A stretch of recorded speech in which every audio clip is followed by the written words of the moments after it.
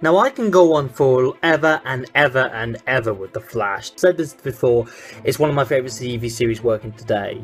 Season 3, it's not disappointing per se, but it's not really as strong as the other seasons. I'll go through why.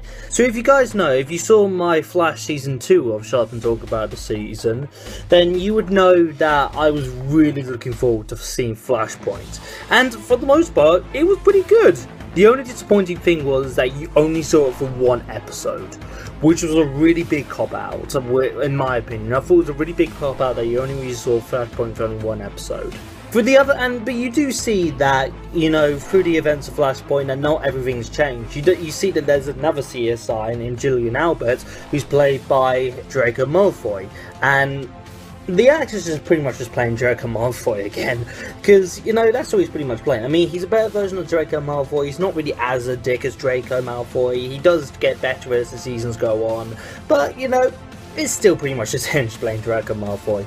You also see that, you know, other stuff has also happened as well, that Caitlin is becoming Killer Frost, which is a really cool storyline for Caitlin. Cisco's lost his brother, so he has like this grudge against Barry, who won't go back in time. And it's a great paradox. I just wish there was more Flashpoint. We could have had a lot of things to do with Flashpoint. I was just a bit disappointed with the fact that you don't really see a lot of Flashpoint. There was also this other thing with the villain. Like, they said in Comic-Con that there wasn't going to be a speedster, and they said that Dr. Alchemy was going to be the villain, which I thought, great, that would have been fantastic. But unfortunately, there's another speedster. It's Savitar, the God of Speed, which I was like, oh, another speedster? Like, I swear to God, if they do another speedster next season, I'm just going to flip out. So I really want them to do something else apart from the speedster next year, because I'm kind of speeded out by villains. The start of the season is just a bit okay. I mean, we have Wally West coming in as Kid Flash, which I've done a whole video on it about how excited I was about Wally West as Kid Flash, so you can go and see that. I'll put the link down in the description. It got better after the first half of The Flash. So what happened was, at the end of the season, if they don't stop the events, if they don't stop Savitar in time, then Iris is going to die by Savitar. And it had like this really emotional thing. I mean, of course, and to be fair, we all know she wasn't going to die anyway, so that's not really a twist.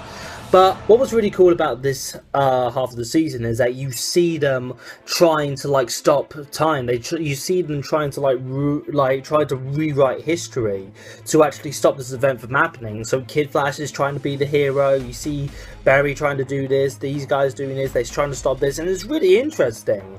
And then when it got to the finale, of Flash, the events happen. You see Iris die, only that it's not Iris. What it is, it's HR pretending to be Iris. Oh, sorry, I forgot to mention, but they also had another Harrison Wells called HR, who's pretty much the goofy, non-scientist version of Harrison Wells. But he was just, you know, when he died, I'm not gonna lie, I actually did start crying. I did start crying when HR died. I really did. I really liked HR. But what happened was that in the finale, it didn't really feel like a finale. It felt more like, you know, an actual episode, just crammed in new stuff. I mean, of course, there are some pretty good things with the finale and do ask questions. The coolest thing about the finale was the final fight between Flash, Kid Flash, Jay Garrick, and Savitar. That was pretty cool.